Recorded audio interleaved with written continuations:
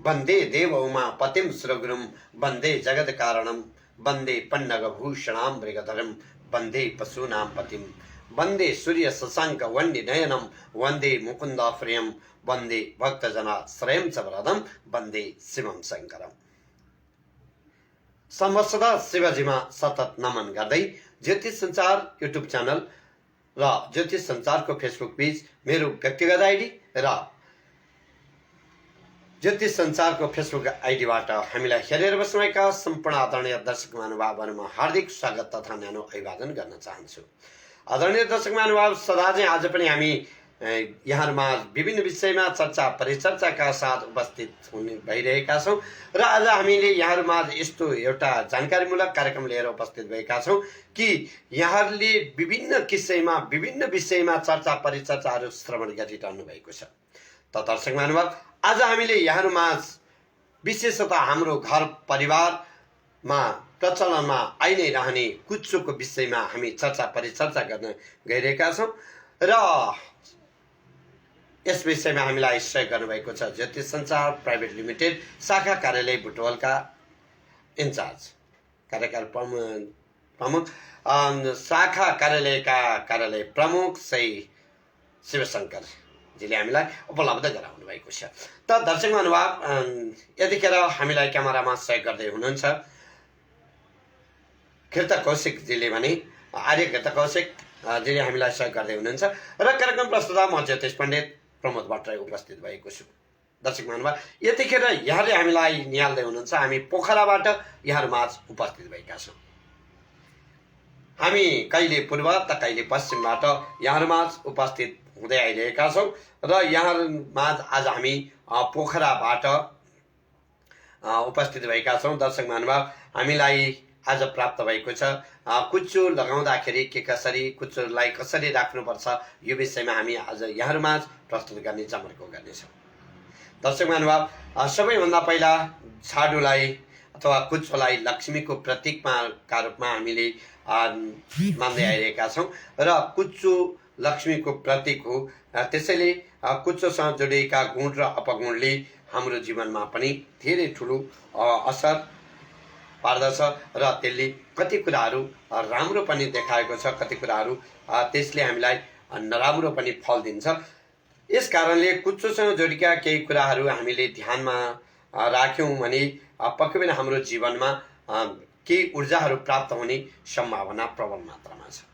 दर्शक महानुभाव, त्यसै गरी कुच्चोलाई हामीले व्यवस्था गऱ्यौँ र कुच्चोलाई हामीले त्यत्तिकै फाल्यौँ भने कुच्चोलाई कहाँ राख्ने यो विषयमा हामीले ध्यान दिएनौँ भने जीवनमा धेरै किसिमका समस्याहरू नआउलान् भन्न सकिँदैन र आउँछ पनि।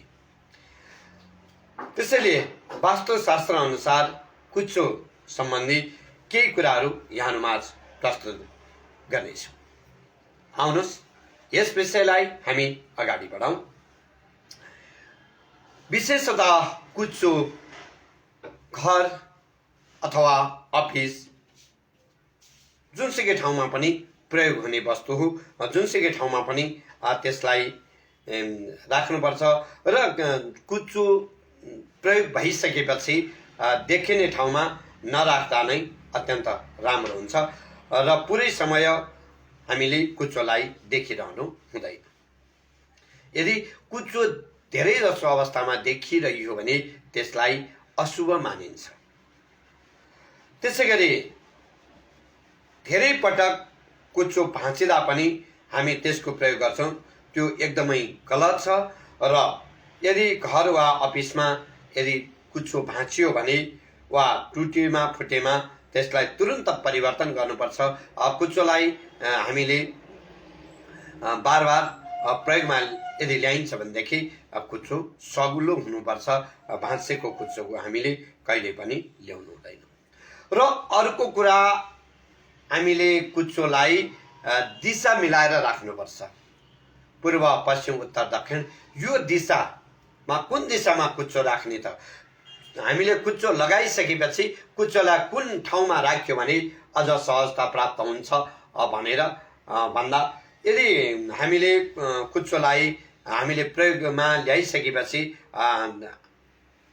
त्यसलाई विशेषतः पश्चिम दिशाको कुनै पनि ठाउँमा राख्दाखेरि पश्चिम दिशामा राख्दा अत्यन्त राम्रो हुन्छ र यस दिशामा कुचो राख्नाले निकै फलदायक मानिन्छ र कुचोको कारणले तपाईँ हाम्रो घरमा कुनै पनि नकारात्मक प्रभाव पर्दैन।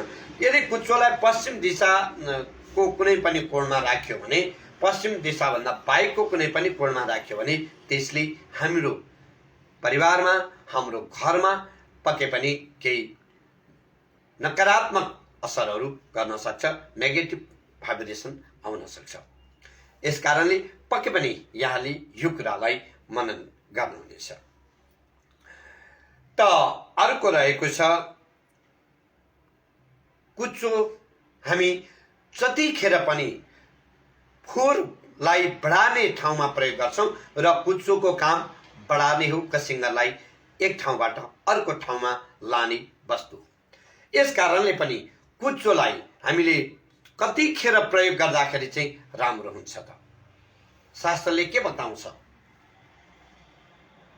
दर्शक महानुभाव, यदि हामीले कुचोलाई सही किसिमबाट प्रयोग गर्ने यदि हो भनेदेखि बेलुकाको समयमा, यानि कि जब साँझ पर्छ, साँझको समयमा कहिल्यै पनि हामीले बढार कुँडार गर्नु हुँदैन।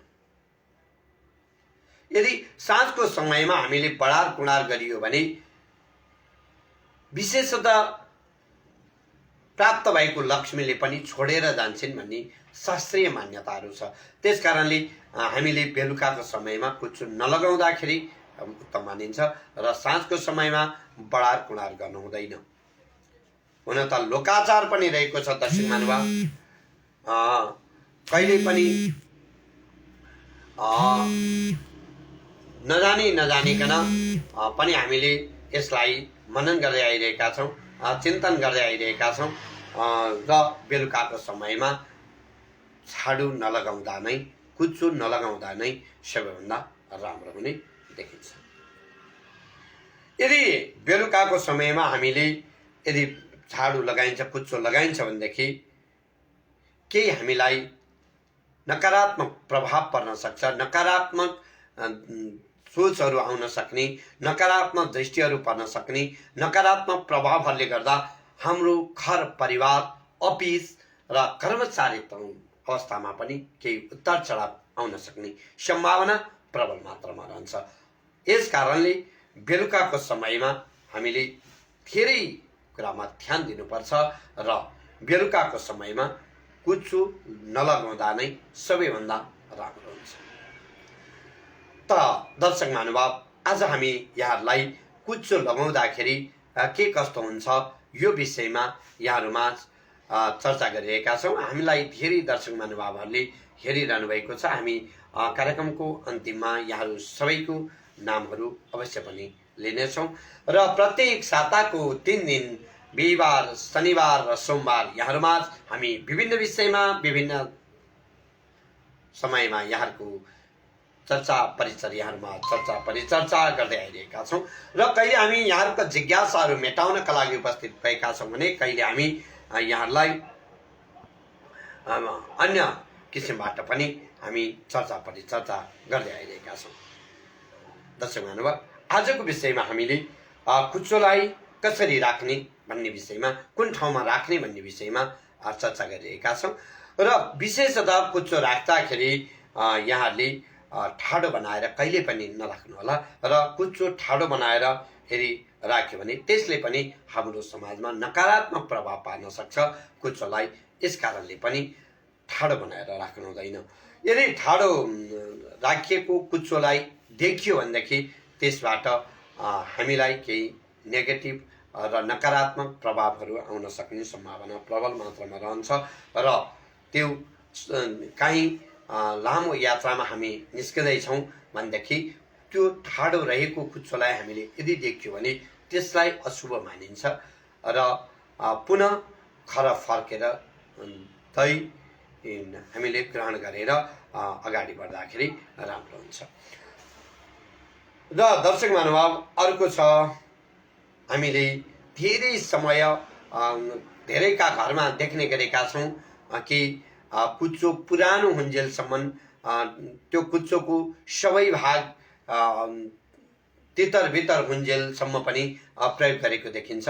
यहाँले यो कुरा विचार गर्नु पर्यो, जब कुचोमा यदि सबै किसिमबाट अग्रसर भइसकेको छ, त्यो कुचो सबै किसिमबाट तल गइसकेको छ, सबै त्यसबाट जो कुचोले प्रयोग गर्दाखेरि त्यसको अवस्थाहरू ठुटो भइरहेको छ अथवा आदि भइरहेको छ, त्यसको टुप्पोहरू नाश भएको छ भने त्यस्ता कुचोलाई तुरुन्त हटाउनुहोस् र नयाँ कुचोको प्रयोग गर्नुहोस्। त्यसबाट पनि पक्कै पनि केही नयाँ कुराहरू जान्न सकिन्छ र त्यसबाट पनि हामीलाई सही किसिमका उपायहरू आउन सक्छन्। दर्शक महानुभाव, हामीले यहाँहरूमाझ आजको दिनमा कुचोलाई कसरी राख्ने र कुचो राख्दाखेरि ध्यान दिनुपर्ने विषयमा यहाँहरूमाझ हामीले प्रस्तुत गर्यौं। त दर्शक महानुभावहरू, यहाँहरूलाई यो कार्यक्रम कस्तो लाग्यो? पक्कै पनि यहाँले आफ्ना अमूल्य सल्लाह सुझाव हामीलाई दिन नभुल्नुहोला। सल्लाह सुझावका लागि यहाँले प्रत्यक्ष टेलिफोन मार्फत हामीलाई सल्लाह सुझाव दिन सक्नुहुन्छ। प्रत्यक्ष टेलिफोन नम्बर रहेको छ 984070853271। माफ गर्नुहोला, 9840708514 9840708514। नम्बर पुनः एकपल्ट 9840708514। हस्त दर्शक महानुभावहरू, यिनै जानकारीका आधारमा विभिन्न विषयमा हामी यहाँहरूमाझ पुनः पर्सि बिहिबार हामी बुटोलबाट यहाँहरूमाझ प्रत्यक्ष कार्यक्रम लिएर उपस्थित हुने नै छौं। तबसम्मका लागि म कार्यक्रम प्रस्तुता ज्योतिष पण्डित प्रमोद भट्टराई र कार्यक्रम निर्माता जसले कार्यक्रमको निर्माण गर्नुभयो शङ्करजीलाई पनि धन्यवाद ज्ञापन गर्दै, प्राविधिक रूपमा हामीलाई क्यामेराबाट सहयोग गर्नुहुने आर्य कृतकौशिकलाई पनि धेरै धेरै धन्यवाद ज्ञापन गर्दै आजको कार्यक्रमबाट बिदा हुन चाहन्छु। यहाँहरूका नामहरू हामी पढेर सुनाउने कोसिस गर्नेछौँ। दर्शक महानुभाव, यतिखेर हामीलाई राम शरण आचार्यजीले हेर्दै हुनुहुन्छ भने नारायण भाइ भनेर हेर्दै हुनुहुन्छ। त्यसै गरी मधु नेपालजीले हामीलाई हेर्दै हुनुहुन्छ। नारायण खत्रीजी हुनुहुन्छ भने सन्तोष पौडेलजीले हामीलाई हेर्दै हुनुहुन्छ। अच्युत बन्जराजी हुनुहुन्छ भने राजन भट्टराईजीले हामीलाई हेर्दै हुनुहुन्छ। अशोक शर्माजीले हामीलाई हेर्दै हुनुहुन्छ भने अच्युत बन्जराले नमस्कारको चिन्ह पठाउनु भएको छ। त्यसै गरी निशान्त निमल सेनाले हामीलाई हेर्दै हुनुहुन्छ। भगवती सापकोटा हामीलाई हेर्दै हुनुहुन्छ भने सन्तोष वशिष्ठ गुरुजीले जय होस् भनेर लेखेर पठाउनु भएको छ, जय होस्। त्यसै गरी हामीलाई मेनुका अधिकारीजीले हामीलाई हेर्दै हुनुहुन्छ। हस्त दर्शक महानुभावहरू, यिनै जानकारीका साथसाथमा आजको लागि भने बिदा हुन चाहन्छु। यहाँहरूको हर दिन हर पल शुभ रहोस्, मङ्गल होस्। हस्त नमस्कार, शुभरात्रि।